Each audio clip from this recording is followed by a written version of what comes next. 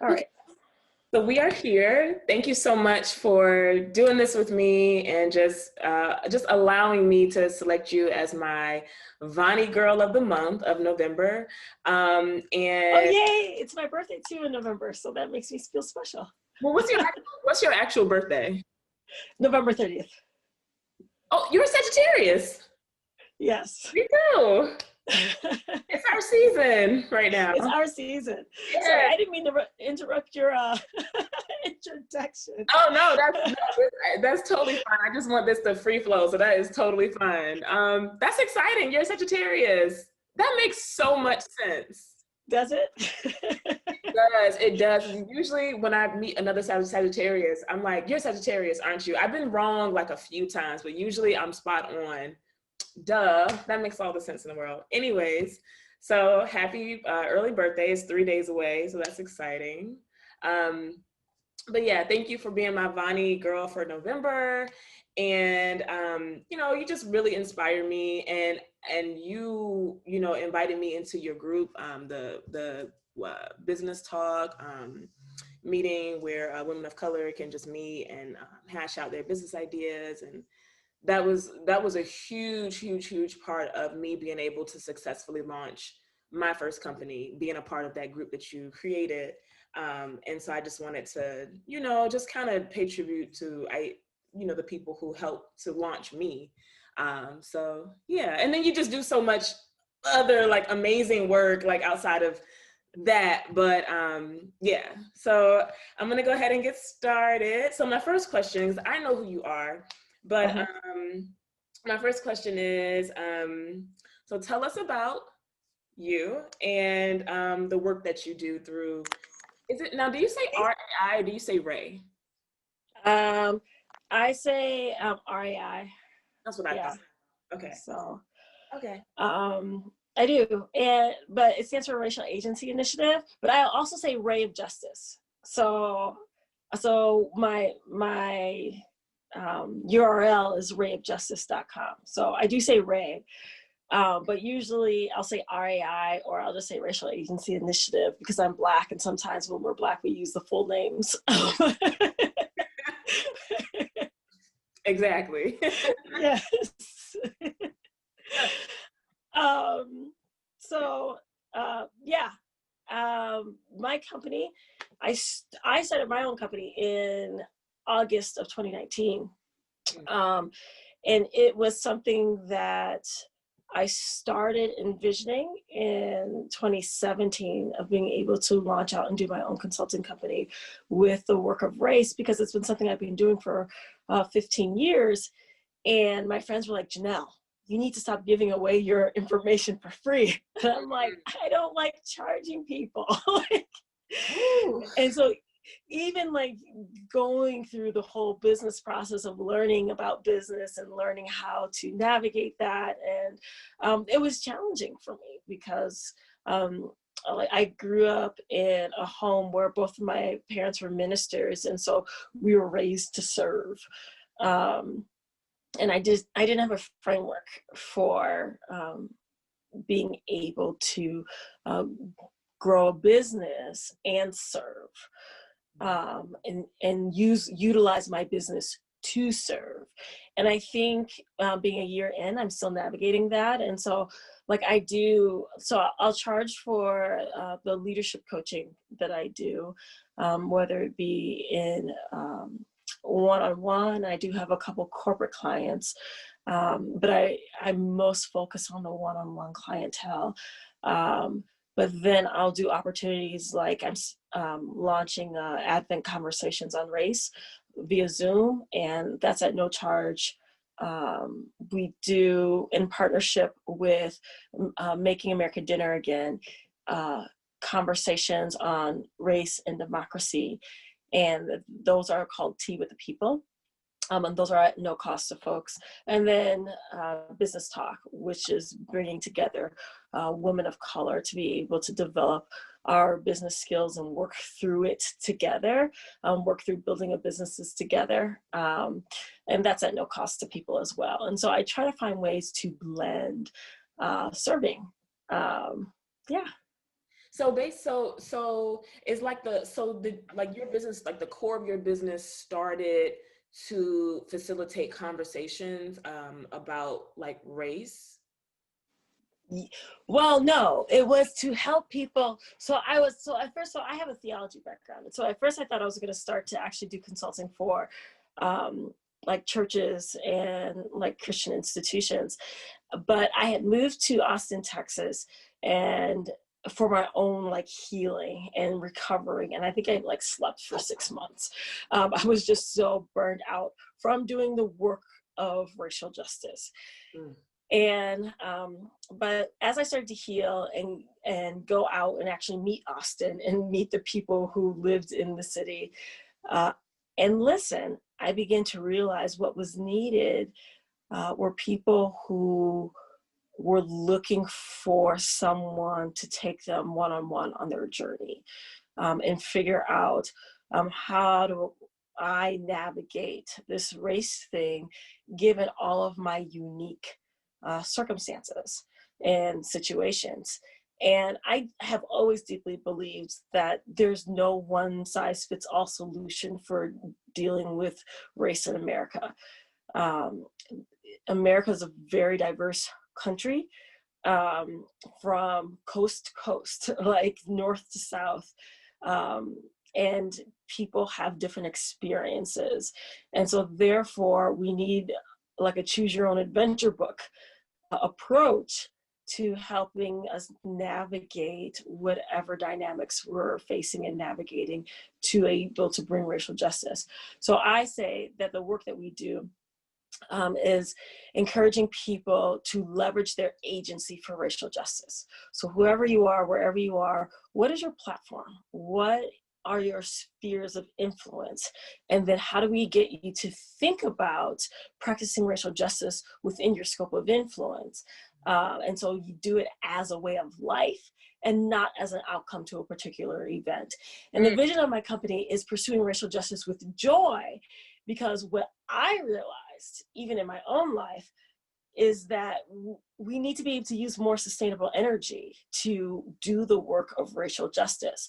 If we're constantly working off of anger and rage and fear and frustration, which are all real emotions that really exist when we're facing race injustices,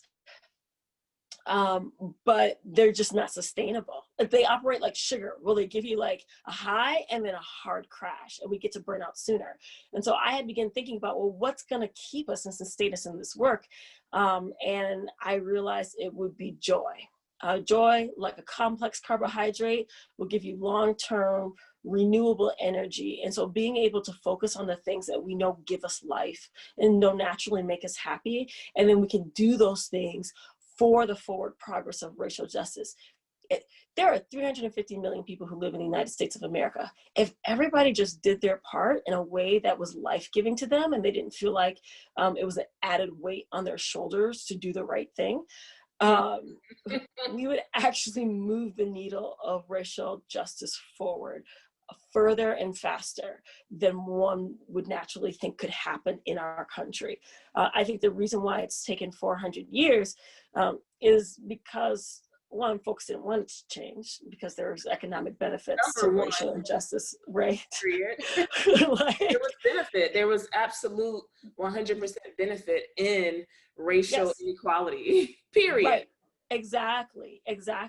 I mean, the fact that we even need a space for Black women and women of color in general to come together to talk about how do we actually give ourselves a fighting chance in these industries is a product of racial injustice, because keeping our voices silent and unheard and believing that we weren't good for anything except for taking care of children, right?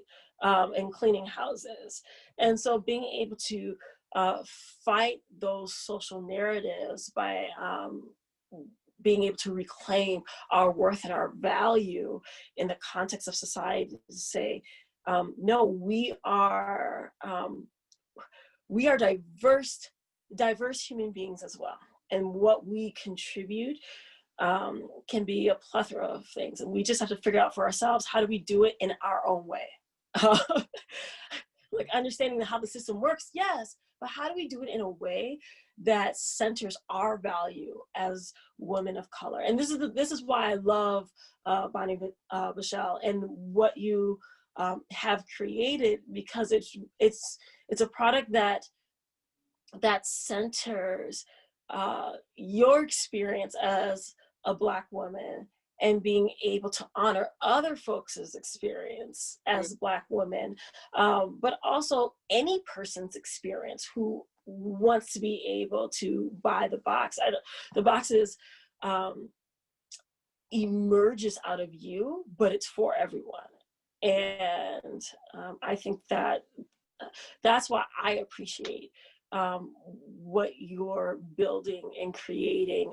And I see you leveraging your agency for racial justice by virtue of building this company. You are making the business industry more racially just by being present as a company, and that matters.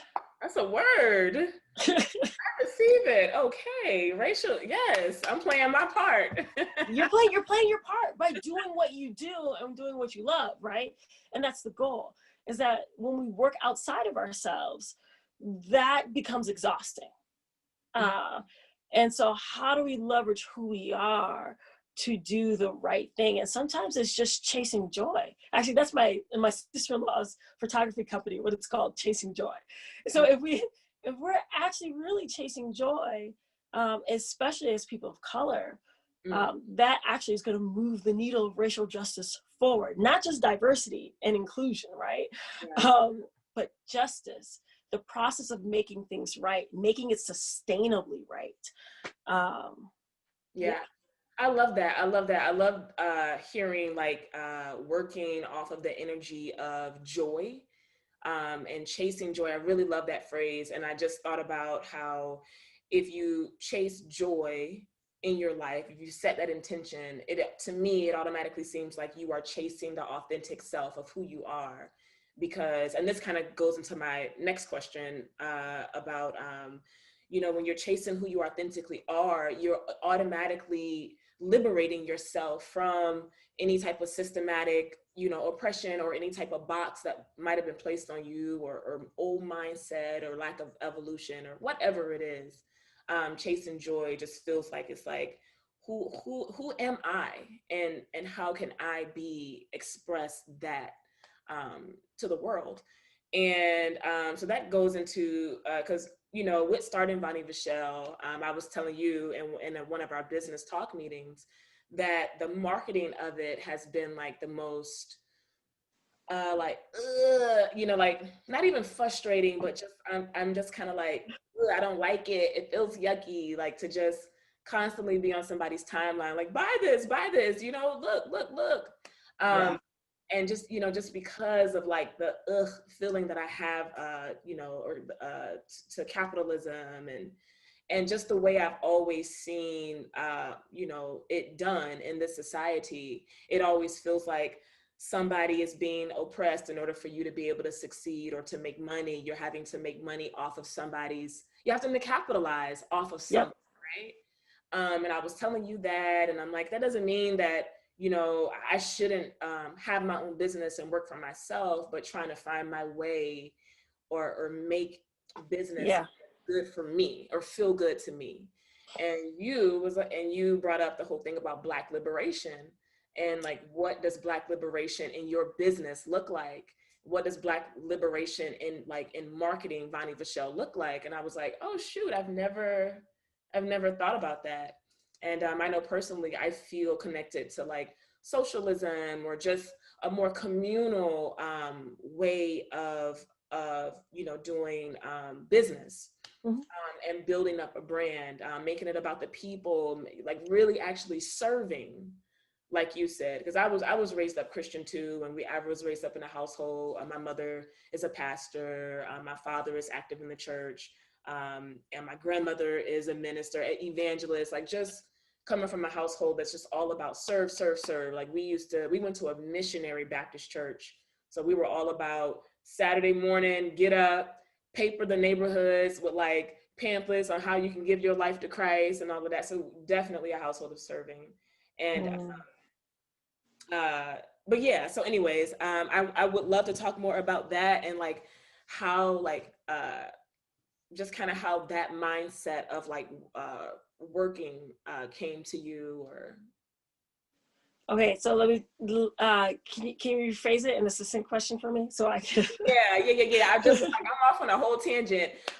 Just talking about how you brought into my, I guess, life or perspective, Black liberation. Like Yes. working from a place of how can I feel liberated in this way? Like how can I honor Yes. Yeah. Yes. Okay, Black liberation. So I'm all about Black liberation these days.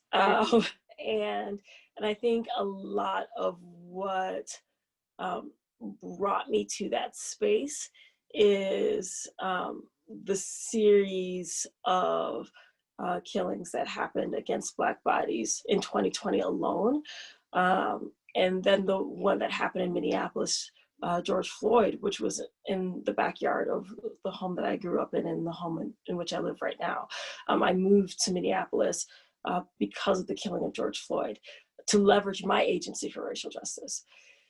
And so this year, and I think, and it's important, like for me, the reason why I distinguish to say like this year has really been where I begin to center Black liberation as opposed to racial justice, because racial justice is broad and all-encompassing.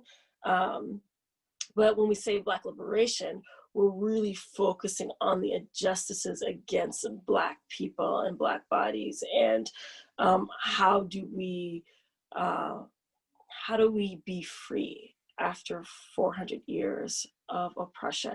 Mm-hmm. And that takes a specific kind of intentionality, and a specific kind of mindset that I think just being for racial justice doesn't require.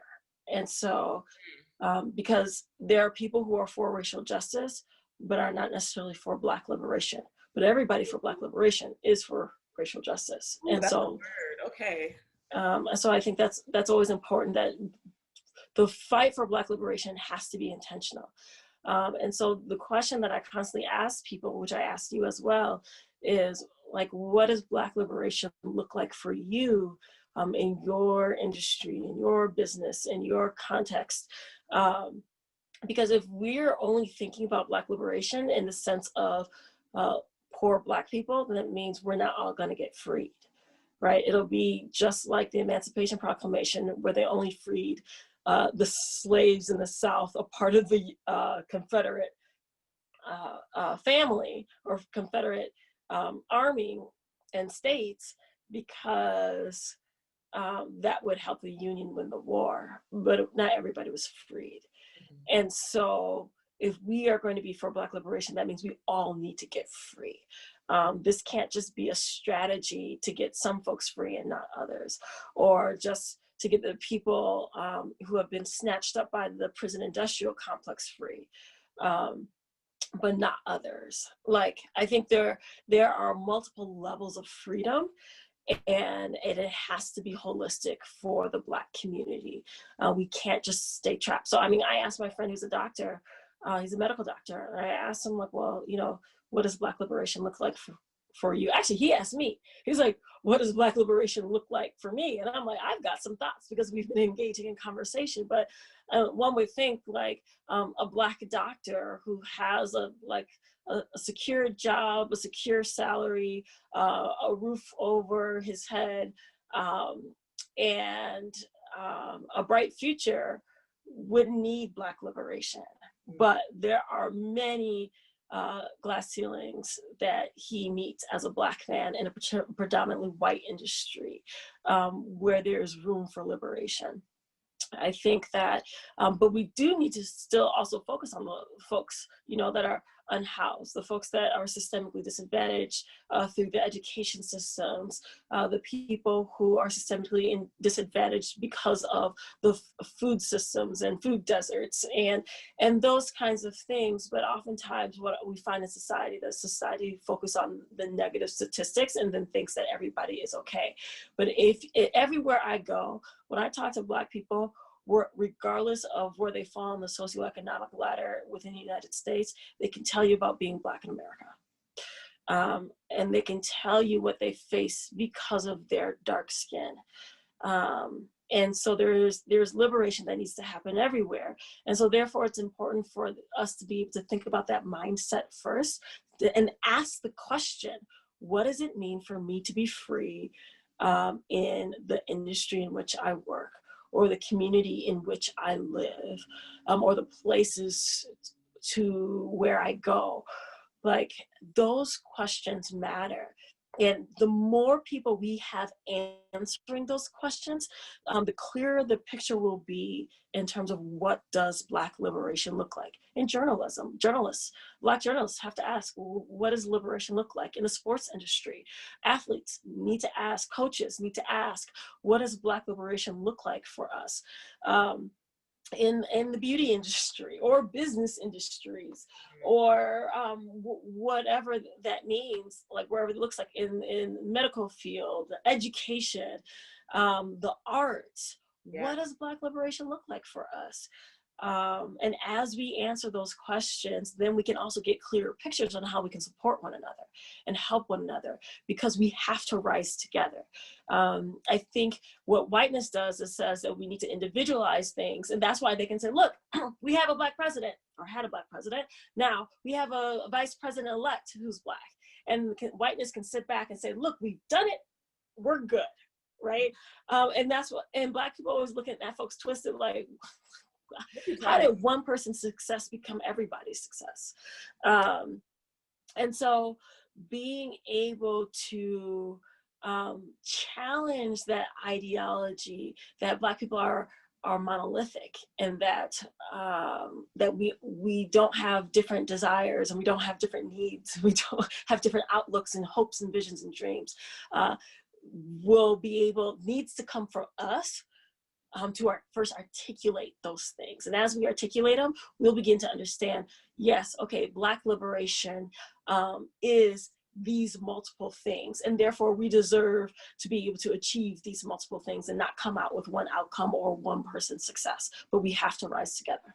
Yeah, I love that. That's so good. I'm just sitting here thinking, I'm thinking about so much, but my last thought was about how you'll walk into some place, like that whole monolithic mindset that I think society has had about Black Americans, and like, one is good, just let one through, that's good, we did it.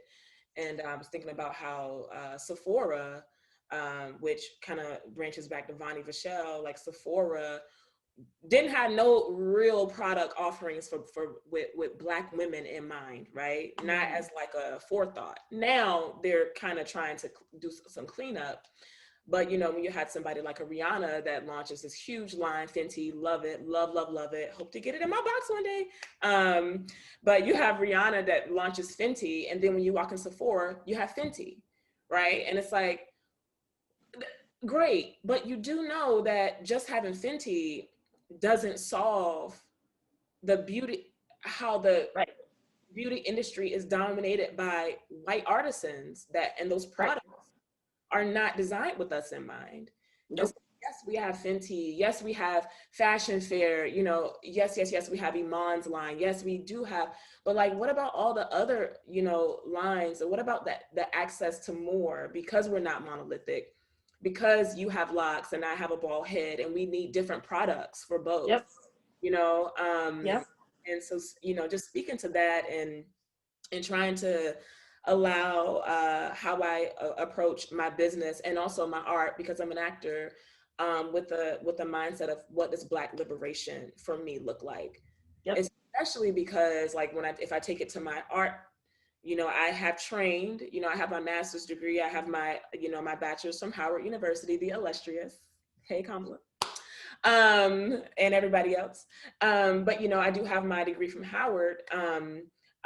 So I was able to study under, you know, Black actors, Black artists, but the majority of my training has come from white institutions in my life, and having to think, okay, well, if I'm talking about Black liberation for myself and for my art, I have to look at the way I was trained.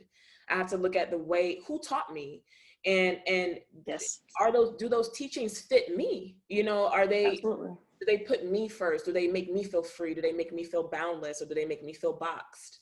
So it's just like a lot that your question, when you posed it to me that day in that meeting, it just had this like rippling effect of like, it's just causing me to like answer more than just, you know, it's a complex question, and it has Absolutely. a complex answer, but it's been very, very freeing exploring that. Hmm. And I can't answer it for you, and you can't answer that question for me. And I think that's important for us to remember, that we have to sit and listen to each other, um, and make room and hold space for each other's voices. Yeah. You mentioned about you moved to Minneapolis, you know, when George Floyd was murdered. Hmm. And I wanted to talk a little bit about like your work, the work that you're doing in that city, and just kind of like, you know, when that happened, it was everywhere, you know, and it just like created this ripple effect of like protests and riots and all of the things, and companies trying to take a stand, and just all of this stuff that just blew up from that incident. And then, you know, fast forward to a month or two later, it's like when you turn on the TV, you don't see George Floyd. You have to, you know, go online and look for it, what's happening, or else it'll just be out of sight, out of mind at this point. And so because you're there and, you know, you're doing the work like every day, I wanted to talk about that and give, you know, viewers an opportunity to know like what's happening concerning. Absolutely. So, yeah, I moved home and I started serving and working, tending to the memorial, picking up garbage, finding ways to keep the streets clean, because I knew that that was a way that I could give and serve the protest. Because if the streets are clean, the city can't come in and swoop through and say, this looks like garbage, and throw it all away. What I didn't know, that would evolve eventually months later into what is now the George Floyd Global Memorial, a partnership between the community and the family, to be able to tell our own story of the offerings that have been laid at the memorial over these past 6 months. And so we just, November 25th marked the 6th anniversary of George Floyd's lynching. And so it's been 6 months now, and what we've seen is the community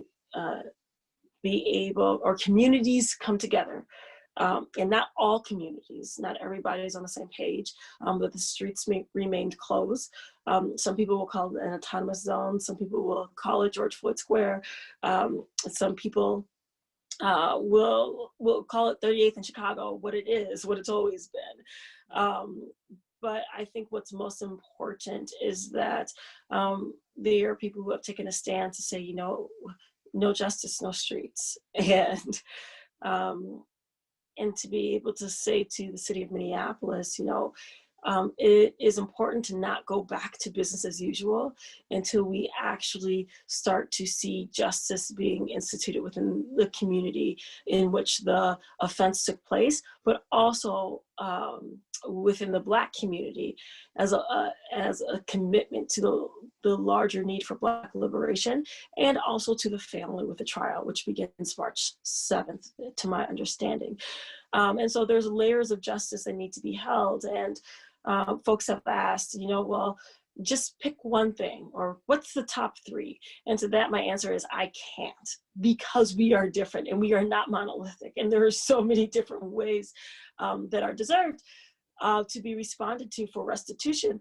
And because there are business owners, and there are homeowners, and there are renters, and there are folks who are unhoused, and there are youth, and there are people who are who don't have jobs, they're unemployed or underemployed. Like, people need different things. And so to relegate the response to injustice on one level, I don't think is justice. And when asked, well, and even when I said, when they asked us, like, well, is there a list of things? We submitted a resolution, Justice Resolution 001, of what justice looks like. And then I told the Council Vice President Jenkins, I said, you know, this is not a full, complete list. It's not comprehensive, but it's a start. And she said to me, she was like, you can't keep moving the line of justice. And I'm like, well, doesn't the line of injustice keep moving on us? Um, and so we have to be able to kind of think broadly. I like to say, use our PBS kids' imagination on what justice actually looks like, the process of making things right. Because if the systemic racism is what causes these incidents, it's not just the police, it's all of it. It's all tied together. It's systemic, right? And so I think we have to be mindful to be able to ask for justice in a way that brings a kind of holistic healing. But it also requires us actually to build community. And that's where I stand. I actually think what is going to help us dismantle racism in America is people actually doing the work of being community, and to stop outsourcing certain resources and services to these institutions that oppress people. So when you think of like the police, like, and you think of the story of Amy Cooper in New York, who called the police on a Black man who was bird watching, Christian Cooper, because she was in the wrong, and she called the police because she felt that they would be on her side, right? And it's like, okay, even in that situation, even if she did think that, even if she did feel that, building community, if she were in a mindset of building community, it wouldn't be let me call the police. It would be let me call a friend and see if they would come and vouch for me in this moment. Why the police? Except for that she knew as a white woman that the police actually are threatening to the life of Black men and are supportive of her as a Black woman, or as a white woman, sorry. And so when folks are overutilizing resources in ways they should not be using them, it becomes problematic. And so I think reclaiming what it means to be community and living fully into that is going to keep our youth out of juvie. Kids should not be in juvie. I did juvenile detention center ministry when I was in college. I mean, the youngest kid I saw in there was 10 years old. 10 years old. Why is a 10-year-old kid locked up? Yeah. Like, we have to be mindful in terms of what are we actually doing for our youth? What are we doing for our kids? How are we supporting them to actually grow and live? And it broke my heart when this one kid came up to me and he said, he's like, my court date is next week. Can you just pray for me? And the fact that a teenager is worried about a court date, like that kind of stress, that takes away his future instantly. Kids should not be having to worry about court dates. And so how do we step up in terms of being community? Because and knowing, there's one brother in George Floyd Square, he was like, I want to know your name and I want you to know my name. That is so important, because when something goes down, we can call each other by name and hold each other accountable, as opposed to just quick reflex, calling 911 to try to deal with it, knowing that the system is corrupt. So we all have a responsibility in there. Well, I will say, sorry? I was going to just slide this one thought in. I'm like, well, yeah. I mean, if this is a country that will keep, 3-year-olds in cages for months separated from their parents, then this is also a country that will not care about a young Black kid having a court date and the trauma that yeah. Creates. So there's a huge crack in this nation. There's so much that has to be addressed. So, right. Yeah. Exactly. And when we believe so much in the system that keeps people oppressed, we somehow, because the system works for us, we'll somehow believe, well, then it must be the fault of the person if the system has them in prison, or if the system has them in a cage, or if the system killed them. It must be the fault of the person. It must be Breonna Taylor's fault that she was sleeping in her bed. It must be her fault that bullets entered in her body. Like, it must be Mike Brown's fault that he was lying dead in the streets for 4 hours on a hot summer day in the South. Like, it must be his fault. It look, it must be Emmett Till's fault that he whistled at a white woman, right? And like,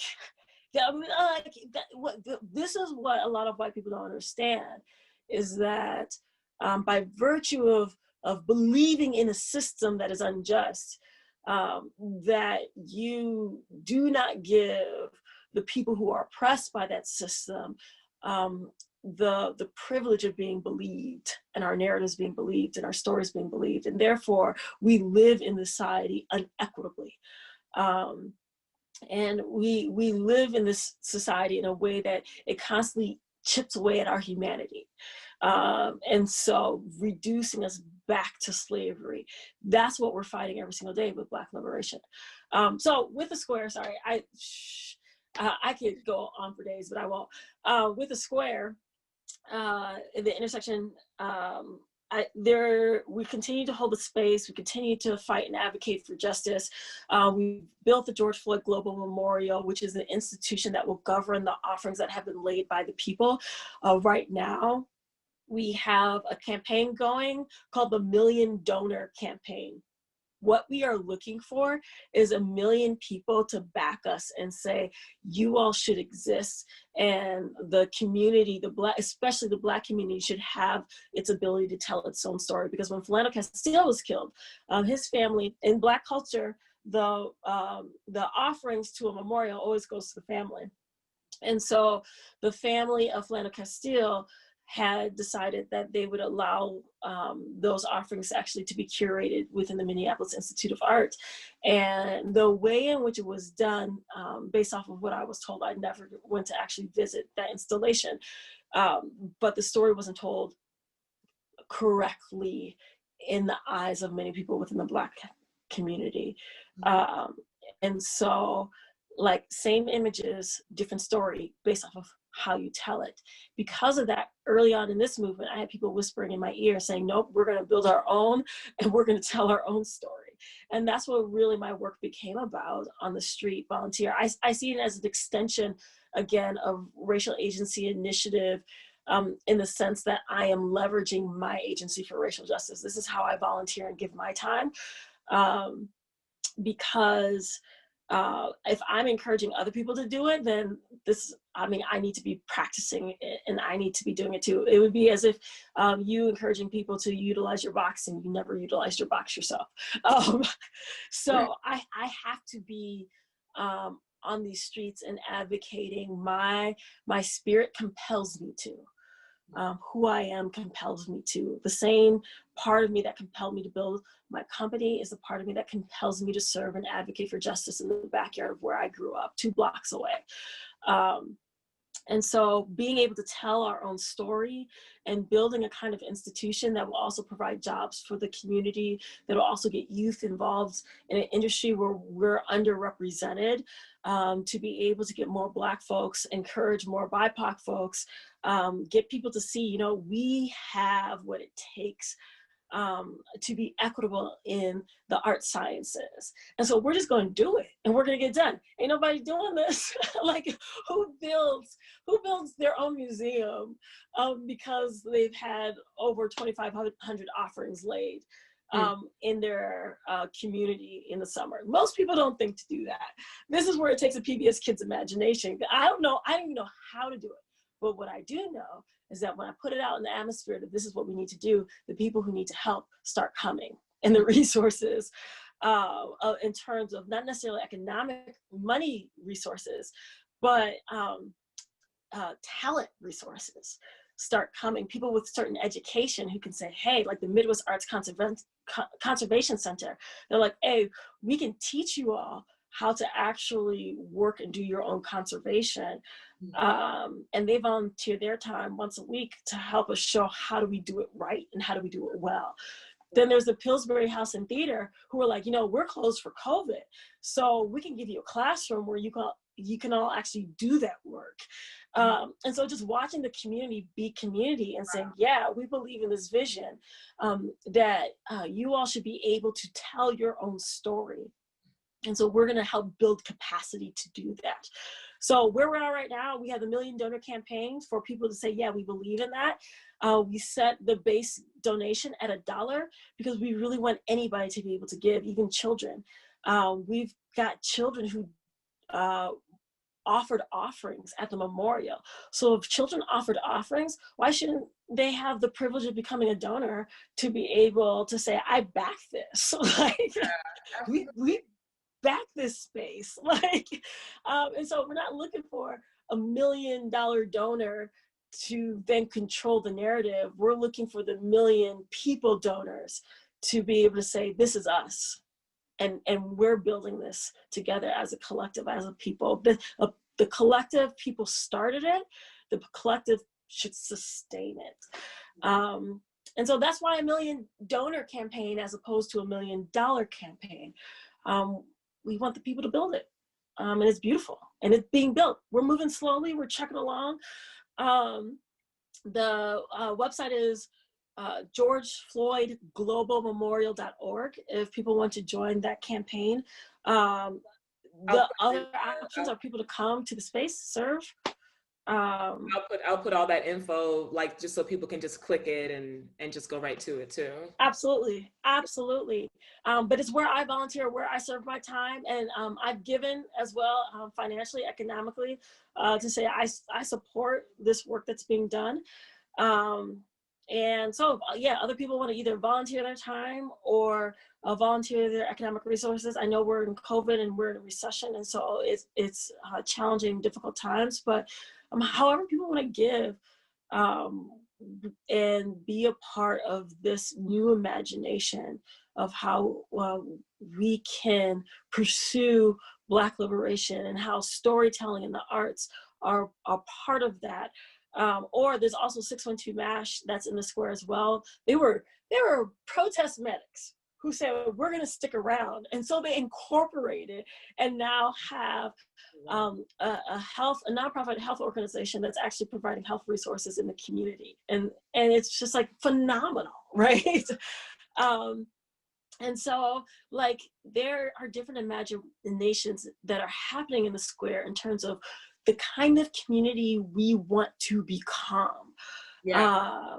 And it's not just about the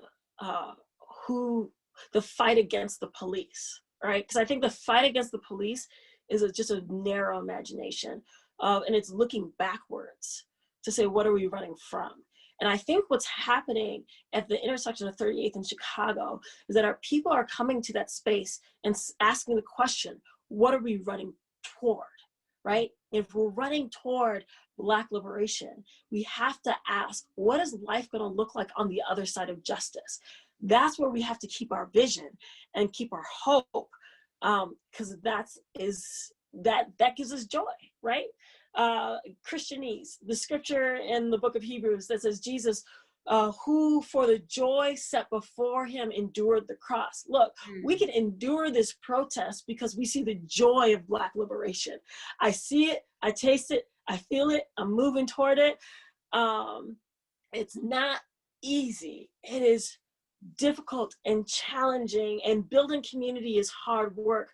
Navigating white allies is hard work. Navigating people with different ideologies is hard work. Navigating neighbors who actually don't want the intersection to be closed off is hard work. Talking to business owners and listening to their struggle with COVID and the intersection being closed and all those different elements is hard work. But it's work worth doing if the outcome is the liberation of Black folks. And we know that the liberation of Black folks is going to have a ripple effect for the liberation of other people, because we just kind of sit at the bottom of the totem pole of this country because of the racial hierarchy that exists. And so we move mindfully, we move strategically, we move hopefully. And I think oftentimes the language we use is imagining a world beyond policing. And it is not to say that the people who join the police force are the worst human beings in the world and don't deserve to work and don't deserve jobs. Like, no, that is not what we're saying. And I think the media can blow things out of proportion. But it really is about us as a society rethinking, why do we have policing in the first place? And are there new imaginations for us to practice safety in a way that justice comes first and safety follows and is naturally birthed out of justice? We have at the SCORE Community Defense, and they say emphasis on the community. And they practice eyes out. Someone asks, who are they defending us from? We're like, the police.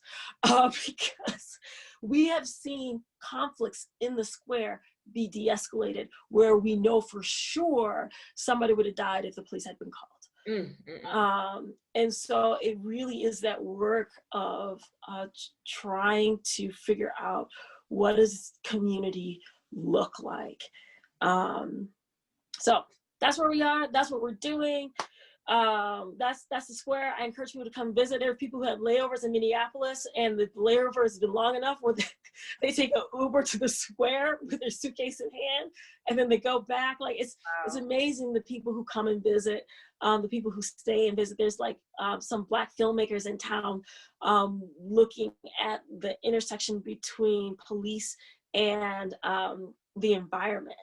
And I'm like, wow, taking that perspective. I mean, like, there is such a diversity of people in our culture as of Black folks. And it's such a beauty to be able to meet new people and embrace them and welcome them from all places, knowing that we're all working towards that same hope and goal of Black liberation. And so, yeah, come visit the square. If you're coming through, let me know, hit me up on Facebook or whatnot, and I'd be happy, or email me. My work email is welcome@raiofjustice.com, RAI-of-justice.com, welcome@RAI-of-justice.com, and let me know you're coming, and I'd be happy if I'm available to host and welcome you, because you then become an extension of our community. And yeah, yes, we love people here. Y'all hit up Jeanelle and want to come. Make sure you have your mask. Don't be out there trying to come to the square and you ain't caring about COVID, because COVID is real, y'all. So make sure you're having your mask. Make sure you're doing what you need to do to be safe. Yes, please. Yes. So I just put it out there. So cool. So I'm going to definitely make a personal donation to the work that you're doing with the, the million donors. I love that. I think that is so refreshing. I've never thought about it that way. Like not $1 million, but 1 million donors. Say, yes, we want this. Yes, this should exist. So I'll do that. I'm going to include all of your info, the website, your IG handles and everything in the link. And I just want to say thank you again so much for being my Vonney girl. And I say girl just as like a, hey girl, it's not, because I know you're like a full. Absolutely. Oh, term of endearment. I take it. Yes, my Vonney girl of the month. And yeah, super excited to have you. Thank you so much. Yes, I am super excited to have shared this space and time with you. And thank you for launching your company. I think it's going to be a game changer, and I am promoting it. I put it on Facebook this morning and was like, y'all go get your box. And so I think the work that you're doing is beautiful, and that you should be supported. And my prayer is that your business will thrive. Not for you, but for us, because we need what's in your box. And my hope is that we see that and we embrace your box as a part of us growing in community. Yes, I receive all of those blessings. I thank you. And I'll see you on Tuesday I'll see you on Tuesday. Yes, thank you. Have a wonderful rest of your day. Thank you. You too. Thank you. Bye. All right. Bye.